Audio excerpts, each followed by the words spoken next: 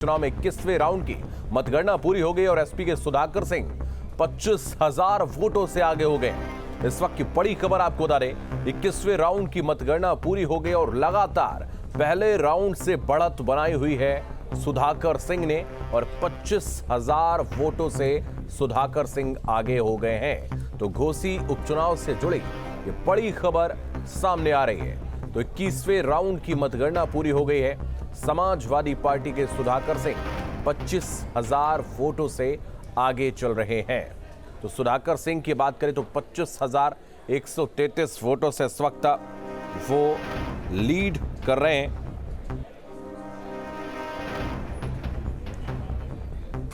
तो 21वें राउंड की मतगणना पूरी हो गई है और सुधाकर सिंह 25,000 वोटों से आगे चल रहे हैं।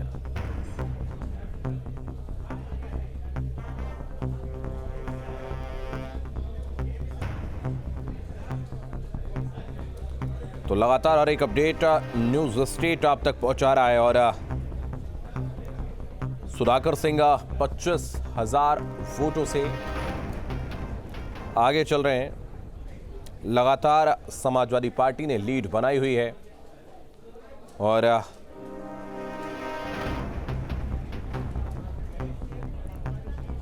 बात करें बीजेपी प्रत्याशी की तो पहले राउंड से ही बीजेपी प्रत्याशी जो है वो पीछे हैं और समाजवादी पार्टी ने लगातार लीड बनाई हुई है घोसी विधानसभा उपचुनाव में।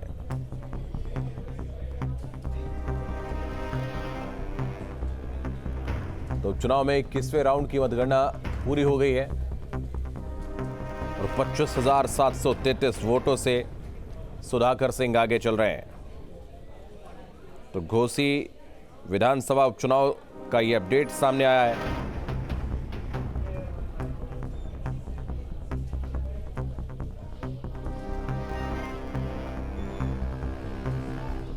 और वहीं अगर हम बात करें बागेश्वर की, वहां बीजेपी ने जीत हासिल की, कांग्रेस को हराया है। लेकिन उत्तर प्रदेश की बात करें तो घोसी सीट पर 21वें राउंड की मतगणना पूरी होने के बाद सुधाकर सिंह 25,000 वोटों से आगे। समाजवादी पार्टी के नेता और सुधाकर सिंह के बेटे सुजीत सिंह ने घोसी उपचुनाव में जीत का दावा करते हुए कहा कि घोसी की जनता की जीत है। सुजीत सिंह से बातचीत की हमारे संवाददाता ने। घोसी उपचुनाव में लगातार काउंटिंग जारी है। सुधाकर सिंह जी निर्णायक बढ़त बना चुके हैं। हमारे साथ उनके बेटे सुजीत सिंह जी हैं। पूरे चुनाव में दोनों तरफ से प्रतिष्ठा दांव पर लगी थी। अब परिणाम जब आपके पक्ष में जा रहा, क्या कहेंगे? परिणाम घोसी की जनता के पक्ष में है।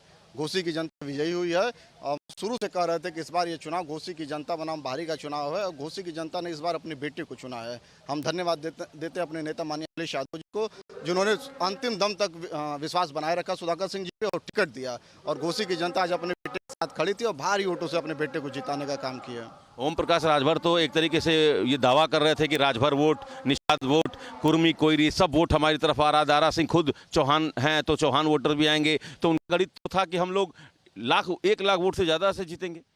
गणित साबित भी हुई। 50,000 से ज्यादा वोटों से हार रहे हैं और राजभर चौहान यहाँ जाति मर्यादा ही टूट गई है।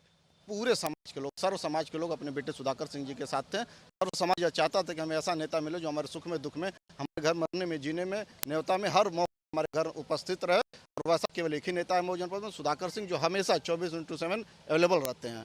घोसी के लोगों ने इस बात को समझा कि स्थानीय जो उनका विधायक है वो कहीं ना कहीं उनके बीच का होना चाहिए। लिहाजा दारा सिंह चौहान की जगह घोसी के लोगों ने सुधाकर सिंह पर भरोसा जताया। ये कहना है सुधाकर सिंह के बेटे सुजीत सिंह का।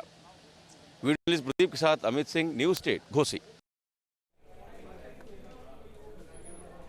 तो घोसी की जनता की जीत है, ऐसा सुजीत सिंह ने कहा है। सुधाकर सिंह के बेटे हैं और 25,000 वोटों से जो है वो आगे चल रहे हैं। और बीजेपी प्रत्याशी दारा सिंह जो है वो काफी पीछे इस वक्त बने हुए हैं और लगातार हर एक अपडेट हम आप तक पहुंचा रहे हैं। 22वें राउंड की मतगणना भी पूरी हो गई है।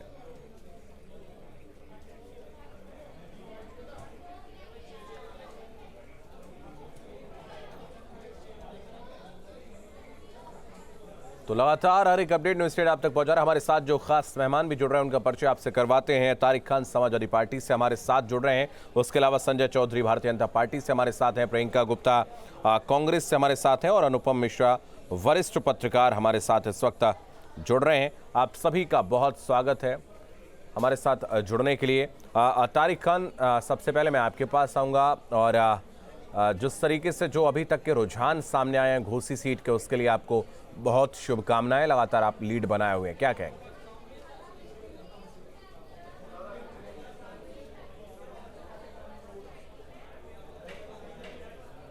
तारिक, सुन पा रहे हैं आप?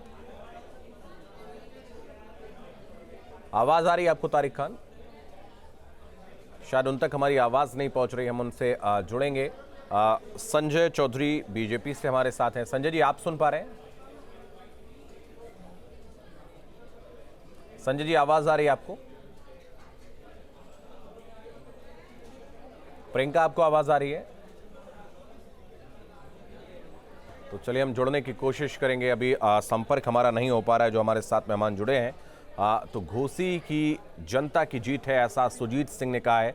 सुजीत सिंह सुधाकर सिंह के बेटे हैं और हर एक अपडेट न्यूज़ स्टेट आप तक, चुनाव जब हुआ उसके बाद काउंटिंग शुरू हुई तब से हम आप तक पहुंचा रहे हैं। और 22वें राउंड की गिनती के बाद 25,733 वोटों से जो है आगे चल रहे हैं सुधाकर सिंह। और तकरीबन हम कह सकते हैं कि समाजवादी पार्टी चुनाव में एक तरफा बढ़त बनाए है। और इस सीट की हम बात करें तो जिस तरीके से दारा सिंह जो कि विधायक थे उन्होंने इस्तीफा दिया और उपचुनाव यहाँ पर हुआ, सुधाकर सिंह पर यहाँ पर भरोसा जताया अखिलेश यादव ने, उनको टिकट दी यहाँ से। हालांकि पहले भी 4 बार विधायक वो रह चुके हैं। तो अब 23वें राउंड की जो है वो मतगणना जारी है। हमारे साथ मेहमान जो जुड़े उनका परिचय हमने आपसे करवाया। तारिक खान, आप सुन पा रहे हैं? जी, आवाज आ रही है। बिल्कुल। सबसे पहले तो आपको शुभकामनाएं। लगातार एक तरफा बढ़त आप सुबह से ही बनाए हैं जब से मतगणना शुरू हुई है, क्या कहेंगे? देखिए, ये जनता का जनादेश है और जनादेश को हमेशा सरपरे रखना चाहिए।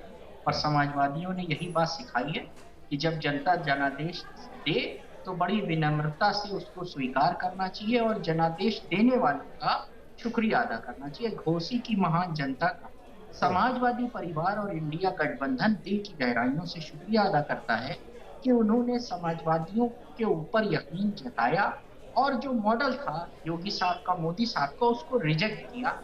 ये ऐसा नहीं मैं कहूँगा कि ये दारा सिंह चौहान या ओपी राजभर की हार है। 25 मंत्री, 100 विधायक वहां पर कैंप कर रहे थे, रह रहे थे। अगर भारतीय जनता पार्टी में हिम्मत हो तो सामने आए और जिम्मेदारी में समाजवादी पार्टी पूरी ताकत से इंडिया गठबंधन के साथ चुनाव लड़ी और जो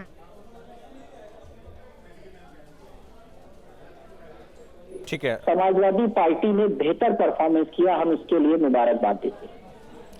ठीक है, वापस आपके पास आएंगे। हमारे साथ अनुपम मिश्रा वरिष्ठ पत्रकार हैं, वो भी जुड़ गए हैं। प्रियंका, मैं आपके पास आऊँगा। हालांकि इंडिया गठबंधन में आप भी हैं और इस जो इस तरीके से बढ़त हालांकि समाजवादी पार्टी ने अभी तक बनाई हुई है, क्या कहेंगे इसको लेकर?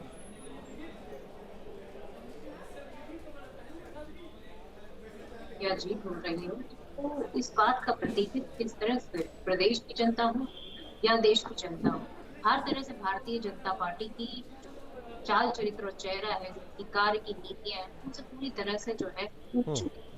आज जिस तरह से देखिए कि देश में महंगाई की मार है और जिस तरह से देखिए आप छोटे उद्योग बंद होते चले जा रहे हैं और बेरोजगारी इस कदर है जिसकी कोई लिमिट नहीं है, तो मैं समझती हूँ ये उन्हीं सवालों का जवाब है जो भारतीय जनता पार्टी को नहीं दे पा रही है, देने में असमर्थ है। आज वो इंडिया गठबंधन को लेकर परेशान है।